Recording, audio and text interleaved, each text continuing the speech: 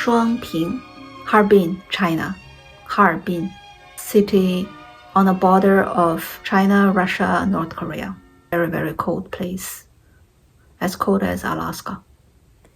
我妈妈是一个老师，我爸爸是高级工程师，他们在高中认识的，后来上大学以后他们就结婚了。我有一个姐姐比我大9岁，有一个哥哥比我大5岁，我是我们家的第3个孩子。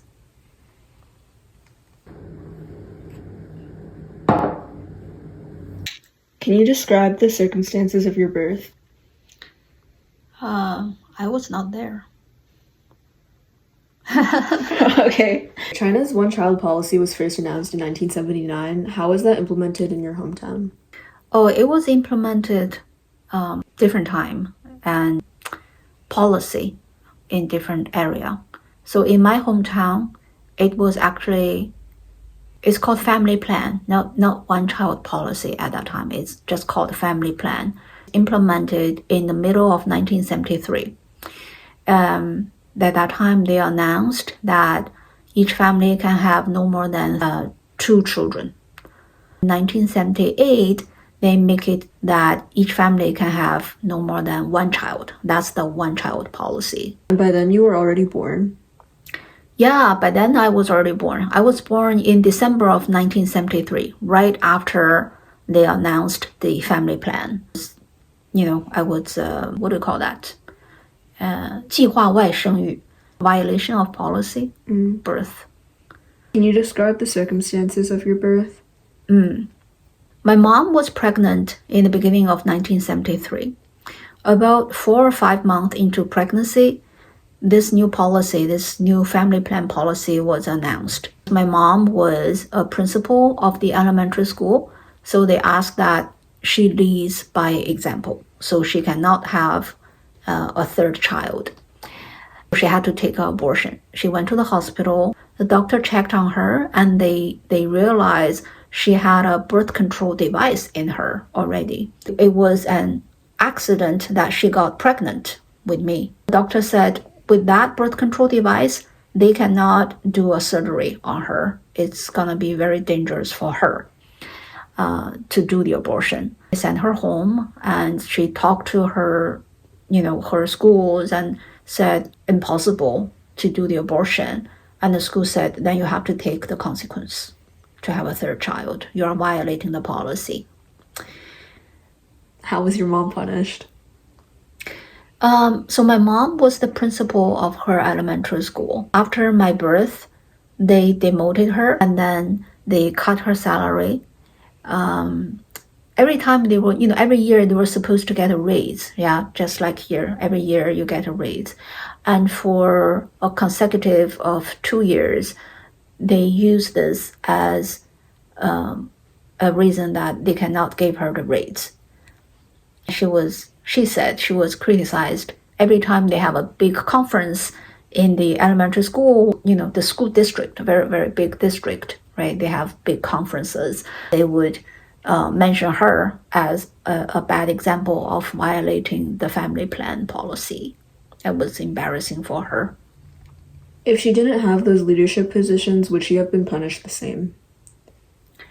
Maybe not as bad, because that was the only beginning of the family plan policy. It was not as strict as later on. So people will still figure out what to do with people who violate policy, right? How was your dad affected by this? Oh, my dad was not affected. The logic was he was not the one that was pregnant.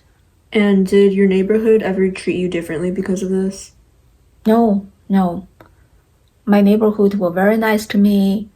They all think more children is more happiness, so everybody encourage everybody else to have a child. Of course, they are not getting punished, so they... I don't know how to call that. 胎盘? Placenta? Placenta, yes. Growing up, did you always have access to a lot of living space? How big was your home? Oh, no. My home is very small. Apartment building.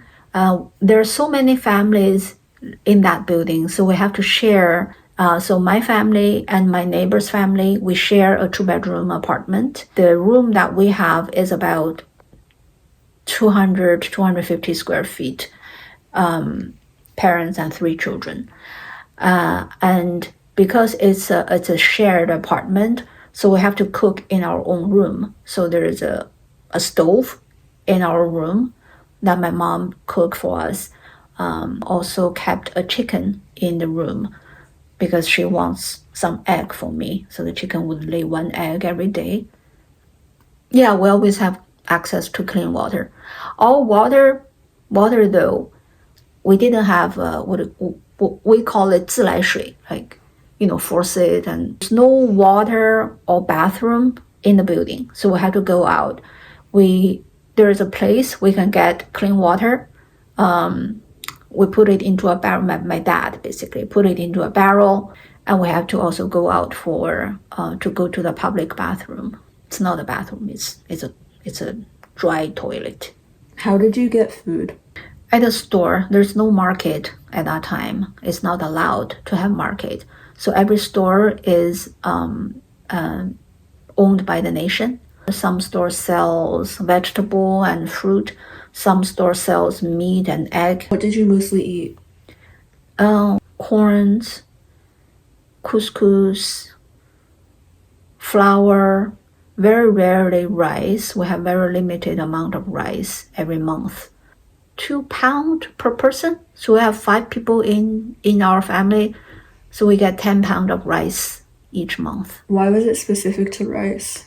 Because rice is considered good food. Oh, the other grains, we also cook it the way we cook rice. But rice is soft. Corns or couscous, it's hard to swallow. It's not soft, no matter how much water you put in. Couscous feels like sand. Did you feel that you had enough food? We have enough food. Yeah, we have enough corns and couscous. I don't want to eat. I want to eat rice. How about meat? Almost no meat. Very few meat. Limited amount of meat per person every month. So we may, buy it once, and we use up our quota already. Pork only. Why not anything else? Everything else is more expensive. Like sometimes there's chicken, but chicken is way more expensive than pork. Do you think these circumstances were better in the city than in the country? Oh, much better. Yeah, at least we have enough food. They starve. Why is that? Because they farm, right? They farm, and that's all they have. And then they have to sell the produce to exchange something else they need, like, oil, salt. But in the city, my parents, they both have a paid job. They get salary every month. So they get money to buy food and buy other things they need. Much better condition. How about technology? Technology. The only technology we had was radio in my house. Other technology, there's movie theater, so we can see movie. There's no washer, dryer, or rice cooker. We use traditional stove to cook. We have to, put wood into the stove. No phone. Maybe my mom's school has a phone. And, the factory my dad works for, it has a phone. They can call each other, but no family has a phone in their house. Yeah, no TV. Would you say that China's technology was ahead of or behind the Western world? Very much behind. Do you recall when the switch happened that China started to get more technology? When I was near my graduation of elementary school, around 1985, some house they can buy TV. We start to have refrigerator, washer, washing machine. We installed our phone when I was in college, 1993. Did you always have access to medicine? Mainly antibiotics. That's the medicine we have. My mom is the doctor. My mom would diagnose, and she would think I need antibiotics. Was the cost of that ever a problem? No, antibiotics was very cheap. Medicare was free. Go to the clinic, ask for medicine, and then they would either give us the antibiotics or they give us a shot. Everything was free. If you were to get really sick or get a bad injury, what would you do? We go to big hospitals. Well, I had one incident when I was 5. I was coughing. My mom's friend said she had some cough drops. So she gave my mom a bottle of liquid with no label, and she told her, this is the cough drop. Just fed me that thing that supposed to be cough drop. Turns out to be Lysol. It was a bottle of Lysol. I got very sick. So my mom sent me to the hospital and, I got treated. So I recovered. Can you tell me about your experience with tuberculosis? When I was young, every child was getting tuberculosis vaccine because I was a tuberculosis researcher later on in my life. So I know that BCG vaccine can protect you for 10 years only. And then when I was in elementary school, there is a tuberculosis hospital next to my elementary school. So people had tuberculosis, they have to go to that hospital and be quarantined because it's very contagious. And then when I met one person in college. I know she had tuberculosis before she entered college. And she told me when she was with tuberculosis, she was very weak, and her mom wants to get her something good, nutritious for her to eat. And her mom works in the hospital, so she got her placenta. She didn't tell my friends it was a placenta. She just made some dumpling. My friends ate it, and she's like, oh, this is a very crunchy dumpling. It doesn't feel like a regular dumpling. Can you talk about what kinds of classes you had in grade school? Chinese, math, music, drawing classes, physical education courses. In elementary school, we mainly study math, Chinese. We call it nature. So nature, like science. Maybe you call it science here. In that class, we learn about animals, plants, and physiology. We learn geography. Oh, my favorite was Chinese because every lesson is a story. I like reading stories. So whenever I got the new textbook in the beginning of the semester, in one day, I finished reading the whole book. What kind of tests did you have to take to get admission? 3 important tests. One is from elementary school to middle school. One is from middle school to high school. One is from high school to college. Each one gets more and more competitive and selective. So I remember in 1985, I took my first test to middle school, and I got into a relatively good middle school. 3 years later, I got into the high school, entrance test. That was really tough because we have only 4 very good high school in the entire city, and our city has 3 million people, right? You can imagine how many children try to compete for that high school. It was tough. I got into the best high school. And then college test is even harder. The entrance rate was about 5% or 6% to enter college. What entertainment did you have access to? We have a radio with different channels. We have music channel.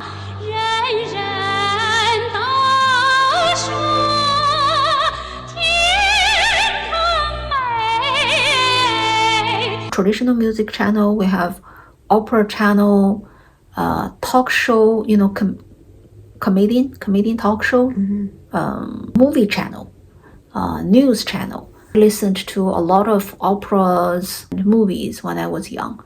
So when I came here to New York, I really, really enjoyed Met Opera. Yeah, Met Opera. It was American movies?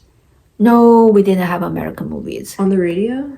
On the radio, yeah, it was Indian movie, it was Chinese movie, Korean movie. There's no American movie. Later, after 1984 or 85, we started to import European movies or American movies. Before that, I think there's no interaction between China and the Western world. It was Cold War. So we can only watch, Russian, right? We only watch or listen to Russian, Korean, Indian. What did you and your friends do outside of school? There's one game, 跳皮筋儿. Jump rope? Jump rope. It's not rope, it's an elastic. And there are two, it's a circle, right? And you have one person standing here, one person standing here holding it, and you jump inside and out, and because it's elastic, you dance with the rope. So that's one thing. And then we bounce the ball while we play with animal bones. Mm-hmm. Did you buy these toys or make them? We make them. We go to the butcher's house, ask for not us, right? Adults will go there if they have friends. And then they get rid of all the meat. They polish it. Sometimes they paint it for us. Very nice color, red color or some color. How about when you were a little older, like a teenager? What did you do for fun? Shopping, and we like walking down. There's a river in Harbin, very nice. So we walk down there and we go shopping around there.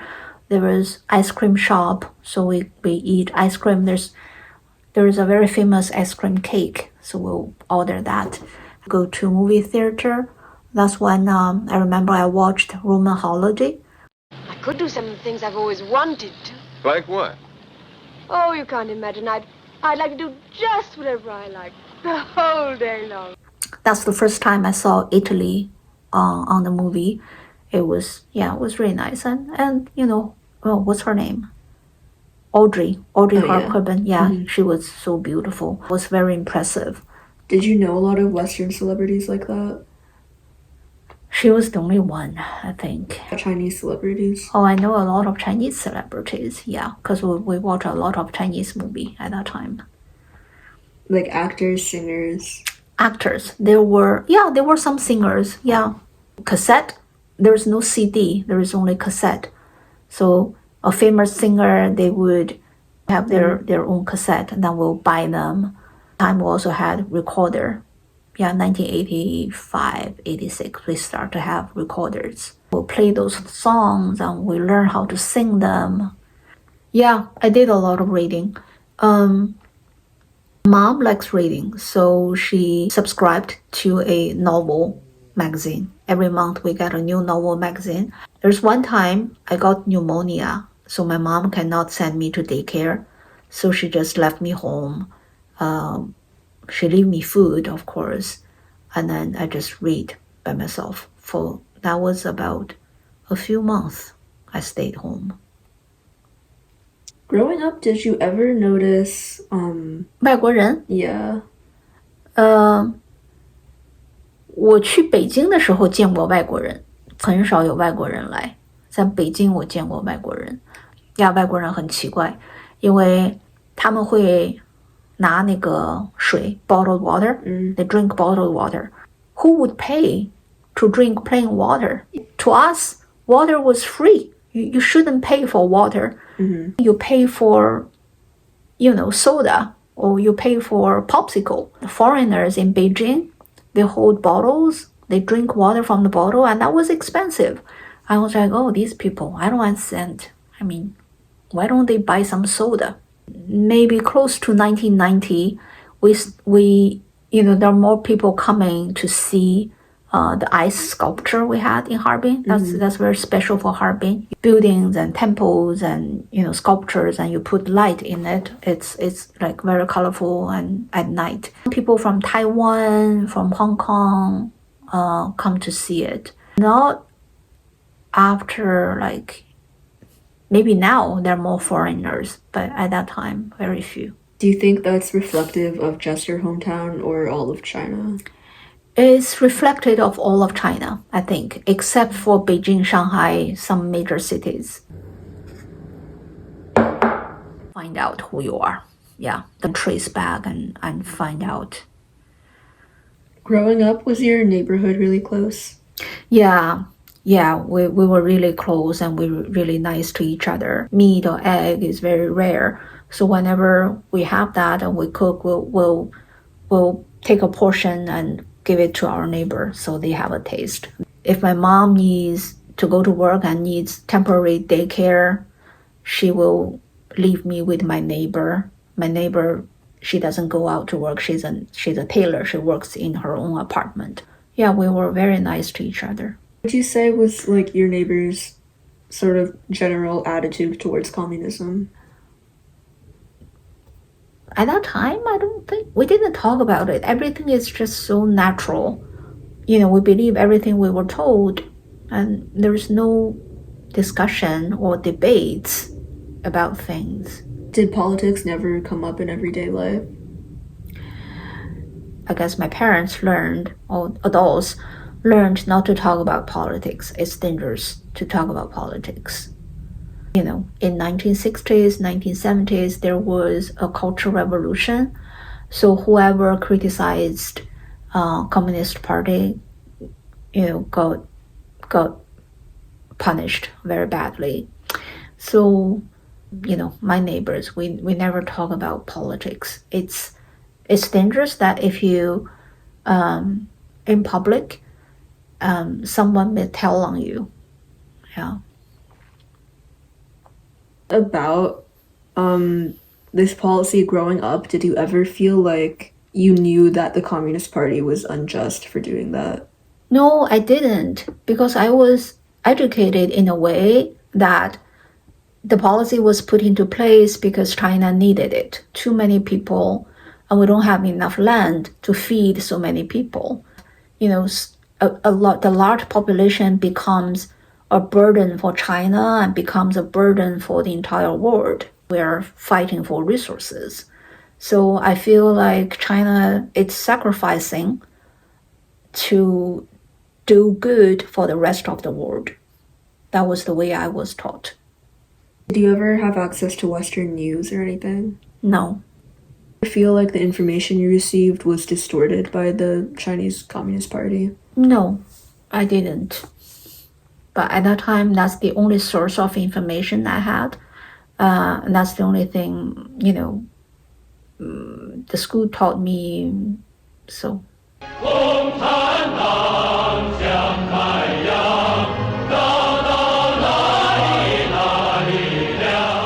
Looking back, it was a very, very popular propaganda that the communists told us we live in the happiest life in the world, live the best life among, all the countries. And they said people in the Western world live a poor living condition. They work for the capitalist and they don't, they are underpaid. They suffer, they may get injured at work and they don't have money to get treatment. And we need to find a way to rescue them. Did you find that was the case?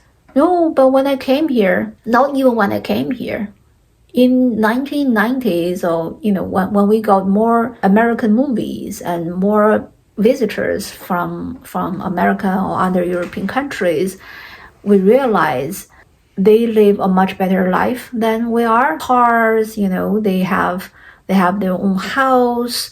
They have plenty of food. There's no limit of how much meat or egg or milk they can have. That's just very basic for them. And for us, it was luxury. I realize, things don't match. Information I heard before and things I see don't match. What education and job opportunities did your mom have available to her, and how is that different from what your dad had? It was similar, I would say. My dad went to college. My mom, because, she was an orphan, right? So she has no money. She lived with her brother and sister-in-law. She doesn't want to become a burden for them, so she decided she'll go get a job. While at work, because she was very good, so they sent her to college. So I would say men and women had equal job opportunity at that time. Communists did a very good thing to equality. So everybody was equal. Men and women were equal. Rich and poor were equal. So that was the good thing they did. So in the 70s, you would say men and women sort of had equal rights? Yeah, we had equal rights. We had equal rights pretty much after 1949 when communist was in charge. Very much advocate for women's right. Yeah. I just learned from the example of my grandmother.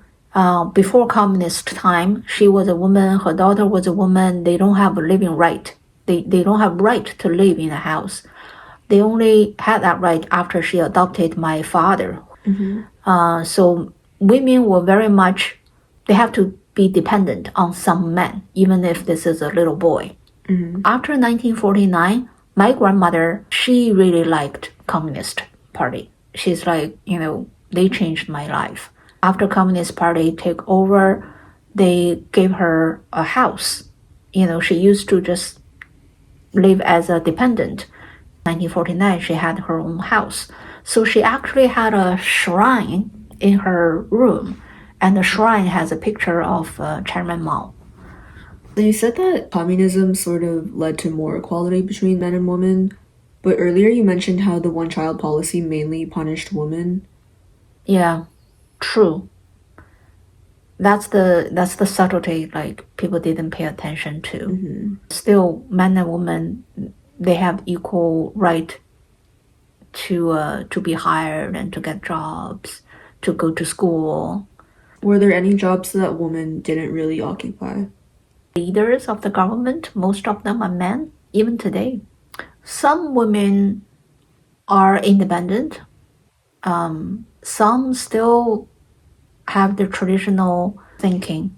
So, for example, my sister-in-law, my husband's brother's wife, she had a daughter. She always wanted to have a son, and she'll do, ultrasound to find out whether the fetus was a boy or girl. If it's a girl, she will get an abortion. Was there really available access to abortion in China? Yeah, abortion is legal in China.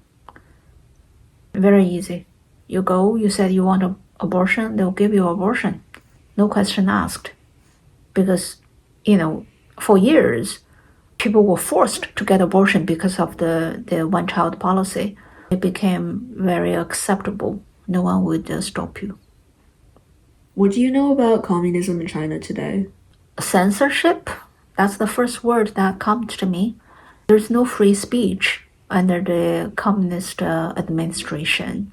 Certain things, well, a lot of things, they don't want to discuss or to say in public. Everything you say in internet, you would find it's banned or masked because the words were sensitive. Were people ever punished for talking about those censored topics in real life? Oh yeah, all the time. Present day, all the time. There are people put into prison for criticizing, the president of the country.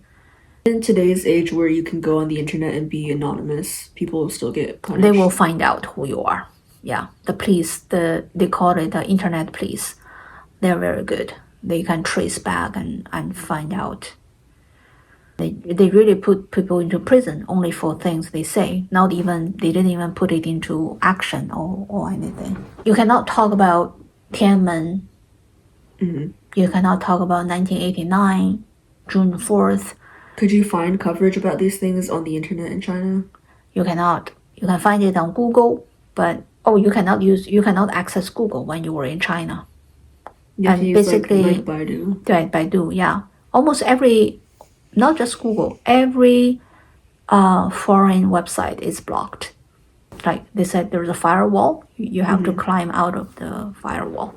I'm sure there are people who are like advanced enough that they could do that. Oh yeah, lots of people do that. They use VPN and they can get news. So there are people who have. So that's like not as much of a concern in terms of punishment. Like, what do you get punished for using a VPN? If you don't talk about it, then you're not punished. Students today, do they know about Tiananmen? What I heard is they don't.